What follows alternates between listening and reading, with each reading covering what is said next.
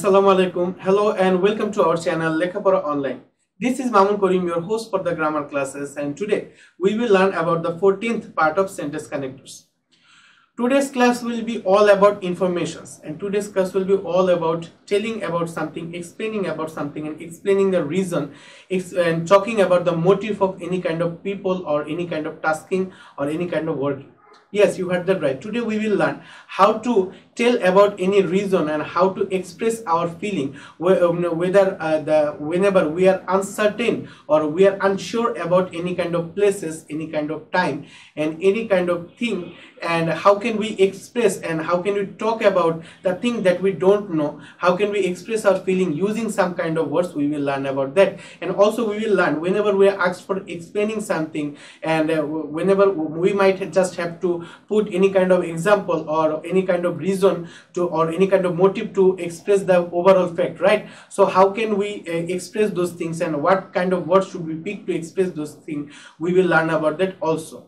So today's class will be all about information. Today's class will be informative. I hope that you all will watch my video from start to finish, because today is the last class before the last class. So after our next class will be the last class of grammatical session, and I will take a leave from grammatical session, and after that we will learn to crack the board questions in the exam hall. So I hope that you all will watch my video from start to finish with a great importance. So but before I begin, I always welcome the newcomers, right? So those who are new to my channel and join my classes today, thank you very much for joining my class. I believe that you all will have a great time while learning with us, because we are making educational videos according to your syllabus and textbook, so that you can learn something and you can be prepared for your further exams. And we are not just talking about the things only in your textbook, we are talking about the overall effect of any kind of grammatical sessions. So our class is very much important for you, because by watching our classes you can be prepared for any kind of exam, and at the same time you can use that skills and knowledges on your English speaking course. So our class is as much as important for you and all the students around you, because we are not just making classes for class 8, we are making classes from class 6 to class 10, every subject and every topics. So please do subscribe to my channel and share my channel to all the students around you. And those who are already our subscribers and watching my videos regularly, thank you very much for watching my videos. I hope that I believe that you are getting a lot of informations and a lot of knowledge from my videos. Still, if you face any dilemma while practicing, please let me know in the comment section, so that I can give you the proper solution of that problems. So today we will talk about a lot of things. Today we will learn about the several rules, and we will talk about the words like in, any way, due to, owing to, since, as, when, by all means, anyhow, because of, that, for, so that, in order that, whether, or, as, with, whenever, whatever. So a lot of things to learn. Please grab your seat on the first bench and take a pen and your notebook, so that you can write all the rules down. Please take a sharp eye on my class and listen to me very carefully, so that you can preserve and receive all the knowledge that I will send to you. So let's get started. Today I will start with rule 44. So on my previous classes from part 1 to part 13, I talked about almost 43 different rules. So please go through that rules and learn about it, so that you can have a good grip on all over the session of sentence connectors. So rule 44 is all about two words: so that, in order that. So that and in order that are two familiar words that we learned on the session of completing sentence and transformation of sentence. Whenever we are learning, when we are learning about how to transform any kind of simple sentence or compound sentence into complex sentence, then we learned about two words: so that, in order that, right? So whenever we see any kind so that or in order that in any kind of sentence, we can get to know that these words are all complex sentences, and these sentences are can be used only as the linkers, not as the sentence connectors. So if you know nothing about sentence connectors or linkers and that they are different, then please watch my first video on this session, because on that video I discussed in detail that what is the difference between sentence connectors and linkers. So that's all. I will come back to the rule. So that and in order that if we learn it on Bangla we can get to know it much more better. So that in order that অর্থাৎ যাতে অর্থাৎ কোনো কিছু করার ক্ষেত্রে বা বলার ক্ষেত্রে যখন আমি তার মূল উদ্দেশ্যটা প্রকাশ করে দিই বা তার মূল কারণটা আমি বলতে যাই তখন কিন্তু আমরা সেখানে যাতে কথাটি উল্লেখ করি। যেমন আমি বলি না যে আমরা এই শিক্ষামূলক ভিডিও তৈরি করছি যাতে করে তোমরা আমাদের ভিডিওগুলো দেখে পরীক্ষার জন্য প্রস্তুতি নিতে পারো। সো আমরা ইংলিশে কি বলি, we are making educational videos so that you can you can watch our videos and prepare yourself for the further exams, right? So আমি সবসময় এটা বলে থাকি, এই জিনিসটাই কিন্তু দেখো এখানে এসেছে। অর্থাৎ আমরা প্রতিনিয়ত যে কথাগুলো বলছি বা যাই বলছি সবকিছু কিন্তু এই রুলগুলোর মধ্যেই আছে, তাই এগুলো জানা আমাদের জন্য জরুরি। সো দেখো এখানে আরো দেওয়া আছে উদ্দেশ্য প্রকাশক সাবঅর্ডিনেট ক্লজের আগে এই ধরনের লিঙ্কার ব্যবহার করা হয়। এখন যারা সাবঅর্ডিনেট ক্লজ সম্পর্কে না জানো তাদের বলে নেই, যখন কোনো একটা ক্লজের উদ্দেশ্য বা কারণ প্রকাশের জন্য আমরা আরেকটি সাবঅর্ডিনেট ক্লজ ব্যবহার করব তখন ওইটাকে আরেকটি ক্লজ ব্যবহার করব তখন ওইটা হবে সাবঅর্ডিনেট ক্লজ। এই জিনিসটা হয়তো উদাহরণ দিলে তোমরা বুঝতে পারবা। যেমন দেখো আমরা যদি উদাহরণগুলো ফলো করি, এক্সাম্পলগুলো দেখি, হি ইজ রিডিং অ্যাটেন্টিভলি, তারপরে দেখো so that he can get GPA 5, এখানে দুটি ক্লজ দেওয়া আছে, হি ইজ রিডিং অ্যাটেন্টিভলি একটা ক্লজ এবং হি ক্যান গেট জিপিএ 5 একটা ক্লজ, রাইট? সো এখানে খেয়াল করো হি ইজ রিডিং অ্যাটেন্টিভলি, সে খুব মনোযোগ সহকারে স্টাডি করছে। সো এই স্টাডি করার উদ্দেশ্যটা কি? সো এই উদ্দেশ্য প্রকাশ করার জন্য আমরা বলছি কি so that he can get GPA 5। So he can get GPA 5 হলো একটা সাবঅর্ডিনেট ক্লজ, ঠিক আছে? তারপর দেখো the man started his journey earlier so that he might reach his destination in time. তারপরে দেখো Della sold her hair in order that she could buy a gift for her husband. ডেলার ঘটনাটা খুবই মজার, এটা যদি তোমরা না জেনে থাকো অবশ্যই জেনে নিবা। সো যে জিনিসটা দেখো এখানে দেওয়া আছে, Della sold her hair in order that she could buy a gift for her husband. So আশা করি এই রুলটা বুঝতে পেরেছো বা আমি তোমাদের বুঝাতে পেরেছি। খুবই ইজি একটা রুল, খুবই নর্মাল একটা রুল। এরপরের রুলটাতে যদি চলে যাই, if we move on to rule 45 then we can get to know about another thing. দেখো আমরা দেখছি এখানে একটা খুবই সহজ একটা ওয়ার্ড দেওয়া আছে দ্যাট, ঠিক আছে? দ্যাট বলতে দ্যাট কিন্তু আমরা খুব বেশি ব্যবহার করে থাকি।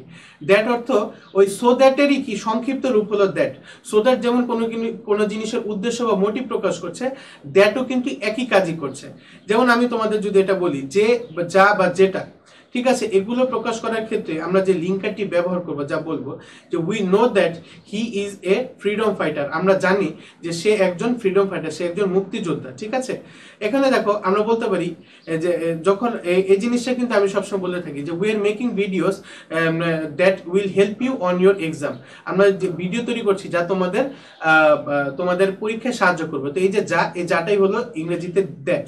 So we know that he is a freedom fighter. তারপর দেখো that the man is dishonest is known to all. তারপর we know that he is a godfather. তারপর it is said that honesty is the best policy. So এভাবে চাইলে আমরা সেন্টেন্সগুলোকে complete করতে পারি। আশা করি এই রুলটা বুঝতে পেরেছো। আমরা যদি পরবর্তী রুলে চলে যাই, দেখো এখানে একটা রুল আছে, যে রুলটা এর সিনোনিমগুলো আগের ক্লাসে শিখেছিলাম। এটা হলো ওয়েদার অথবা ওয়েদার অর, ঠিক আছে? ওয়েদার এবং ওয়েদার অর এটা কিন্তু শুধু ওয়েদার হিসেবে ব্যবহার করা যায়, অর্থাৎ একটা শব্দ দিয়ে ব্যবহার করা যায়, আবার ওয়েদার অর দুইটা শব্দ ব্যবহার করা যায়। অর্থাৎ কোনো জিনিস সম্পর্কে যদি আমরা নিশ্চিত না থাকি, যখন দুইটা বস্তু সম্পর্কে বা কারো ব্যাপারে আমি কথা বলবো যে সে কাজটা করবে কি করবে না, সে আসবে কি আসবে না, সে একটা কাজ করবে না দুইটা কাজ করবে, সে 100 টাকা দিবে না 500 টাকা দিবে, অর্থাৎ কোনো জিনিস সম্পর্কে যদি আমরা সার্টেন না থাকি, নিশ্চিত না থাকি, তখন কিন্তু আমরা ওয়েদার অর ব্যবহার করতে পারি। এবং ওয়েদার এবং অরের কিন্তু আরো সিনোনিম আমরা আগের ক্লাসে শিখেছি, আইদার অর। ওয়েদার অরের সিনোনিম ছিল আইদার অর, নাইদার নর, ঠিক আছে? যেখানে আমরা ওয়েদার অর ব্যবহার করতে পারবো ওই জায়গায় আমরা আইদার অর এবং নাইদার নরও ব্যবহার করতে পারবো। যেমন দেখে দেওয়া আছে নিশ্চিত নয় এমন বিষয়, বস্তু বা ঘটনা বা ব্যক্তির আগে এই লিঙ্কারটি ব্যবহৃত হয়। যেমন দেখে দেওয়া আছে I do not know whether she will come or not, ঠিক আছে? আমি জানি না সে আসবে কি আসবে না। তারপর দেখো the man asked me weather I had completed the work, ঠিক আছে? লোকটি আমাকে প্রশ্ন করলো আমি কি কাজটি কমপ্লিট করেছি না করিনি। তারপরে দেখো এখানে আরেকটি রুল আছে I do not know whether he is honest or dishonest, আমি জানি না সে মানে সৎ নাকি অসৎ, ঠিক আছে? সো আশা করি এই রুলটাও বুঝতে পেরেছো বা আমি তোমাদের বুঝাতে পেরেছি। আমরা যদি পরবর্তী রুলে চলে যাই, দেখো পরবর্তী রুল হলো একটা শব্দ নেই, শব্দ কিন্তু এর আগে আমরা শিখেছিলাম, এটা হলো ওয়েনেভার। whenever জাতীয় শব্দ কিন্তু আগের ক্লাসে দুটি শিখেছিলাম, সেটা ছিল whatever এবং whoever।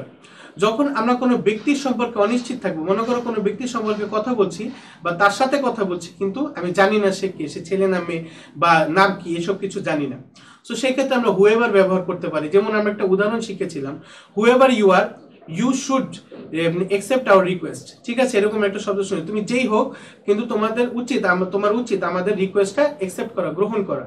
ঠিক আছে, আবার আমরা শিখেছিলাম হোয়াট এভার এর ব্যবহার, যে যখন আমরা কোনো বিষয় সম্পর্কে বা কোনো বস্তু সম্পর্কে নিশ্চিত না থাকবো, তখন আমরা কিন্তু হোয়াট এভার ব্যবহার করতে পারবো। ঠিক আছে, হোয়াট এভার ব্যবহার করার ক্ষেত্রে আমরা দুটি ব্যবহার শিখেছিলাম। একটা ছিল অনিশ্চয়তার ক্ষেত্রে whatever you want it should be legal. তুমি যাই চাচ্ছ এটা যাতে লিগেল হয়, আইনি হয়, কোনো প্রকার বেআইনি জিনিস না হয়। আবার আমরা এটাও শিখেছিলাম যে what ever your ambition is it should be honest. ঠিক আছে, এরকম শিখেছিলাম। আর আরেকটা জিনিস শিখেছিলাম যে হোয়াট এভার কিন্তু তোমাদের কোনো জিনিসকে অবহেলা করার ক্ষেত্রে ব্যবহার করা যায়। যেমন আমি বলি যে he is calling for help to you, right? So তুমি যদি অবহেলা করতে চাও, বলতে পারো whatever, just drop it. যাই হোক, আমি বাদ দাও, এটা আমি নিয়ে কোনো ভ্রুক্ষেপ করছি না, সে সাহায্য চাক বা না চাক আমি করবো না। সো এখানেও কিন্তু দেখো হোয়াট এভার ব্যবহার করা যায়। সো তারই ধারাবাহিকতা এখানে আরেকটা রুল এসেছে, ওয়েন এভার। যখনই আমরা কোনো সময় সম্পর্কে অনিশ্চিত থাকবো, তখন আমরা কিন্তু ওয়েন এভার ব্যবহার করতে হবে। দেখো, whenever you need me just make me a phone call. সে জানে না কখন সে তাকে ডাকবে বা তার প্রয়োজন হবে, বলে দিচ্ছে just make me a phone call, বা inform him of the matter whenever he comes. ঠিক আছে, আমরা যদি পরবর্তী রুলটা দেখি, পরবর্তী রুল হলো ওয়ের এভার। যখনই আমরা কোনো জায়গা সম্পর্কে বা অনিশ্চিত থাকবো, তখন কিন্তু আমরা ওয়ের এভার ব্যবহার করতে পারবো। ঠিক আছে, যেমন আমরা সময় সম্পর্কে অনিশ্চিত থাকলে ওয়েন এভার বলেছিলাম, ব্যক্তির সম্পর্কে অনিশ্চিত থাকলে হোয়েভার বলেছিলাম, তারপরে কোনো বিষয় সম্পর্কে অনিশ্চিত থাকলে হোয়াট এভার বলেছিলাম, জায়গা সম্পর্কে অনিশ্চিত থাকলে আমরা ওয়ের এভার কথাটিও ব্যবহার করতে পারি। যেমন দেখো, যেখানেই হোক বা এটার অর্থ, তো wherever he goes for help nobody helps him। সে যেখানেই যাক তাকে কেউ হেল্প করছে না। wherever you go I will always be with you। তুমি যেখানে যাও আমি তোমার সাথে যাব। সো এটা ছিল রুল 48। আমরা যদি রুল 49 এ চলে যাই, এখানে অনেকগুলো ওয়ার্ড দেওয়া আছে, as, since, because of, for, on account of, due to, owing to. এই সকল ওয়ার্ডগুলো মূলত আমাদেরকে কোনো কিছুর কারণ বা উদ্দেশ্য প্রকাশ করার ক্ষেত্রে, মূলত কারণ প্রকাশ করার ক্ষেত্রে ব্যবহার করে থাকি। অ্যাজ অর্থ যেহেতু, সিন্স অর্থ যেহেতু, বিকজ অর্থ কারণে, বিকজ অফ অর্থ কারণে, ফর অর্থ জন্যে, অন অ্যাকাউন্ট অফ অর্থ জন্যে, ডিউ টু অর্থ জন্যে, ওয়িং টু অর্থ কারণে। সো এই সকল ওয়ার্ডগুলো দ্বারা কোনো কিছুর কারণ বা মূল উদ্দেশ্যকে আমরা প্রকাশ করি। যেমন দেখো, I could not go out because of, অথবা owing to the heavy rainfall. এখানে বিকজ অফটা বেশি appropriate, because of the heavy rainfall. তারপরে দেখো, অ্যাজ অথবা since the weather was rough we cancelled all our journey. So এখানে অ্যাজটা সবচেয়ে অ্যাপ্রোপ্রিয়েট লাগে, as the weather was rough we cancelled our journey. তারপরে দেখো আরেকটা word, because of his hard labour. ঠিক আছে, Ismail Hossain succeeded in life. এখানে বিকজ অফ এর জায়গায় তোমরা দিতে পারো অ্যাজ বা owing to his hard work. ঠিক আছে, আরো সুন্দর লাগে, বা due to his hard work, আরো সুন্দর। তারপর দেখো, I went to his house because I was invited, অথবা অ্যাজ আই ওয়াজ ইনভাইটেড, অথবা ফর আই ওয়াজ ইনভাইটেড, এভাবে কিন্তু দিতে পারো। ঠিক আছে, তারপর দেখো, I could not go to school on account of my illness. এখানে ডিউ টু মাই ইলনেস দিলে সুন্দর হয়, I could not go to school due to my illness. So এভাবে সেন্টেন্সগুলোকে খুবই মজাদার, খুবই সুন্দর বোঝা যায়, খুবই সুন্দর অ্যাট্রাকটিভ ভাবে ওয়ার্ডগুলো উচ্চারণ করতে পারবো। আশা করি এই রুলটা বুঝতে পেরেছো। আমরা যদি পরবর্তী রুলে চলে যাই, দেখো পরবর্তী রুলে মূলত আমাদের সাথে 3টা ওয়ার্ড নিয়ে আলোচনা করা হয়েছে, ইন এনি ওয়ে, বা ইন এনি হাউ, বা বাই অল মিনস। অর্থাৎ যেভাবেই হোক বা যেখানেই হোক বা যা কিছু করেই হোক, যখন আমরা বলি যে যেভাবেই হোক আমি তোমাকে সাহায্য করবই, বা যাই হোক আমি তোমার সাথে থাকবই। সো এই সকল সেন্টেন্সগুলোর ক্ষেত্রে বা এই সকল ওয়ার্ডিং এর ক্ষেত্রে আমরা কিন্তু এই ওয়ার্ডগুলো ব্যবহার করতে পারি। যেমন দেখো এখানে দেওয়া আছে, এগুলোর অর্থ হলো যে কোনোভাবে বা যে কোনো উপায় কোনো কাজ করতে চাইলে বা করা হবে বা করা হয়েছে এমন বোঝাতে এ ধরনের লিঙ্কার ব্যবহৃত হয়। যেমন দেখো, you are in problem now I will help you anyhow. তুমি এখন সমস্যায় আছো, আমি যেভাবেই হোক তোমাকে সাহায্য করব। তারপরে দেখো, we will make the program successful by any means, by all means, এভাবেও হয়। তারপর the problem is serious in any way we have to solve it. প্রবলেমটা খুবই সিরিয়াস, যেভাবেই হোক আমরা প্রবলেমটাকে সলভ করতেই হবে। সো আশা করি এই রুলগুলো তোমরা সকলে বুঝতে পেরেছো। আগামী ক্লাস কিন্তু আমাদের সর্বশেষ ক্লাস হবে, এরপর আমি আর কোনো গ্রামাটিক্যাল সেশনে ক্লাস নিব না।